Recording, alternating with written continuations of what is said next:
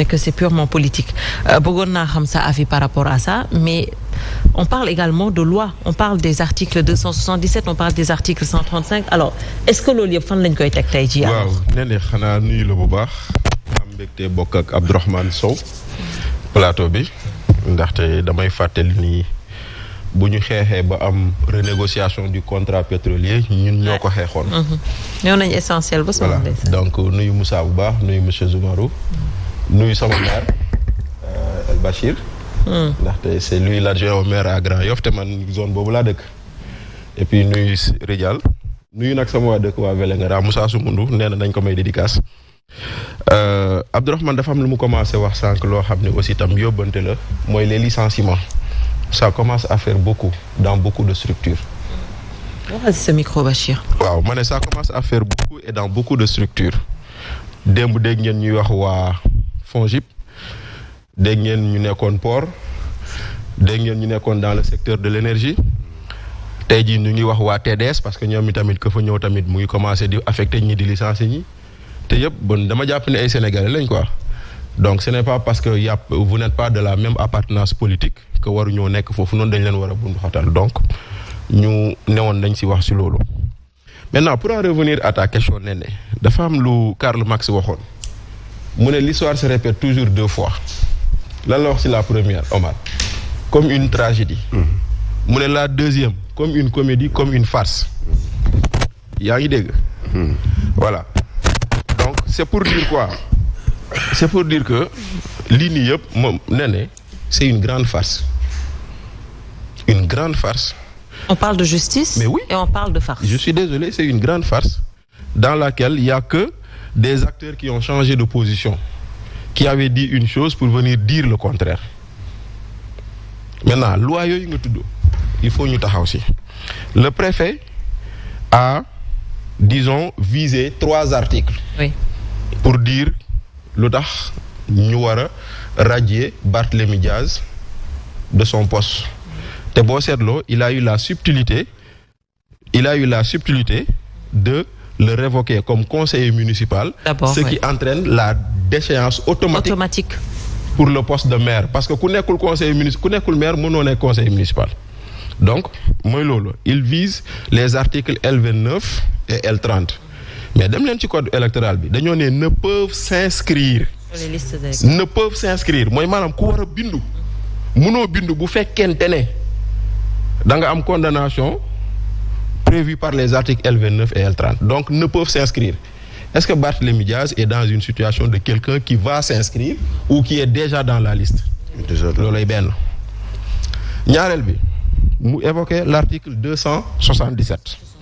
C'est vrai effectivement que celui qui a écrit aux représentants de l'État il en a le droit parce que article moo ko prévoir article moo ne tout électeur municipal peut saisir le représentant de l'État ou la cour d'appel lorsqu'il constate un cas d'inéligibilité ou d'incompatibilité. Il en a le droit. Mais personne n'enlèvera de ma tête que c'est une commande politique. Kenn mënu ko dindi sama bopp. Maintenant. Et rien ne le dit aussi. Non. Rien ne le dit, mais rien ne l'enlève de ma tête. Mais c'est le voisin à Barth. C'est le jeune qui a été arrêté devant chez Barth. Exactement. Exactement. Par le régime passé. Voilà. Qui est un militant de Pastef. Voilà. Le jour où Barth a été à Tamba pour dire ku tudd Sonko ma nangam booy bi moo dem jël affiche def ko buntu këram pour wane ni man fii laa dëkk kon c'est quelqu'un de connu. Il est connu comme étant militant de Pastef.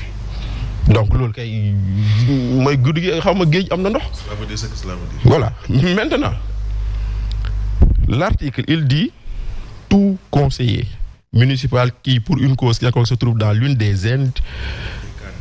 cas d'inéligibilité ou d'incompatibilité peut, mais tout conseiller Barth est déjà conseiller maintenant dafa indaale cas d'inéligibilité bi wala daf ko dab et c'est ça la question dafa indaale cas d'inéligibilité bu ñuy wax wala daf ko dab bu fekkoonte ne dafa ñëw indaale ko c'est là pour moi que cet article ça serait applicable donc tey jii nii loolu moo tax dama jàpp ni lii yëpp boo ko seetee ci biir ba ci biir donc ça pue la politique Ça pue le règlement de compte au moment où les gens attendent d'autres choses et d'autres priorités.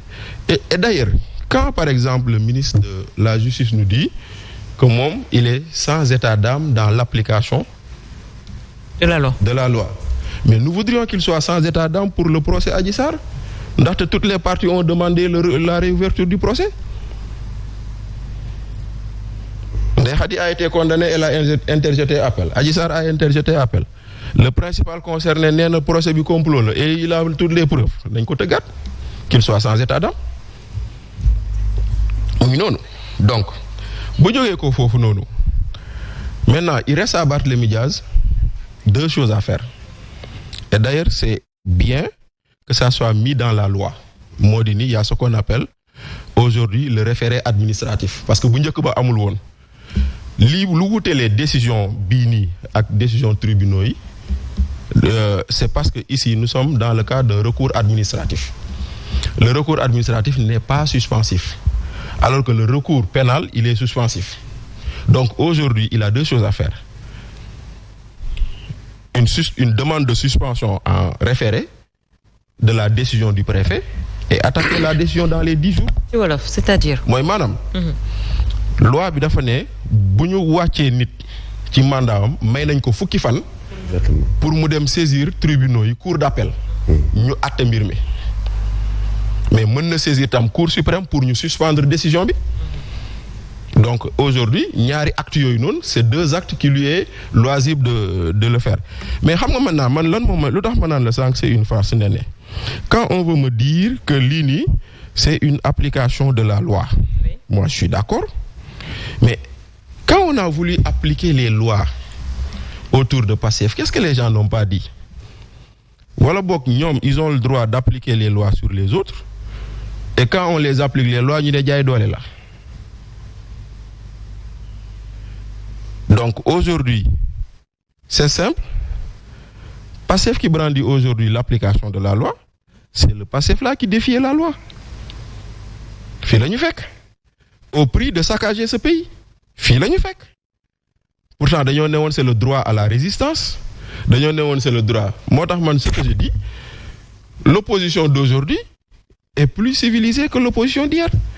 Parce que opposition bu doon taal man nag quelque part aussi ñoom Bassirou Samb wax naa leen ko yéen a àndoon yéen a bokkoon ba muy neex safkaani parce que àndoon ngeen jàppalante woon ngeen sur des choses yoo xam ne teguwul ci dara on vous a vu ici ngeen soutenir des choses qui n'existaient pas on vous a vu ici être alliés sur des choses yoo xam ne ça relevait pas de truc kon tey jii nag la ngeen doon bañ démb bu ñu leen ko tegee tey tamit moi je ne peux que me désoler.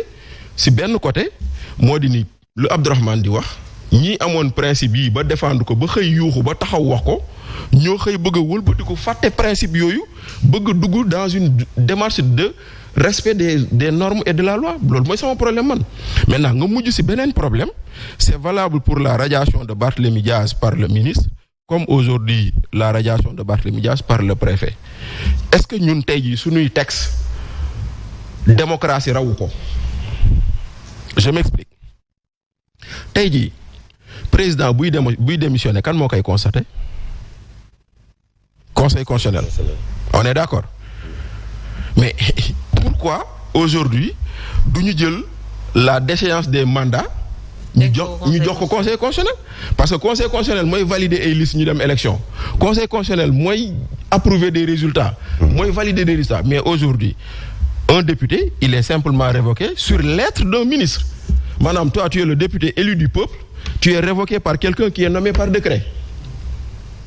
Paradoxal. Non c'est pas paradoxal mais je pense que il nous faut évoluer dans nos lois foofu lay waxee.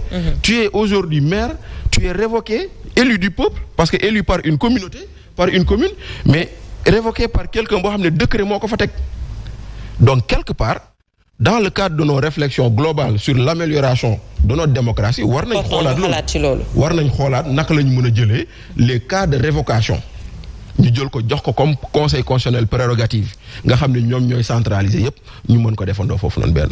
Très bien alors beneen chose avant may ñëw ci Bassirou ce qui s'est passé également fële ca mairie de Dakar aujourd'hui pourquoi autant de violence ku bëggoon def conférence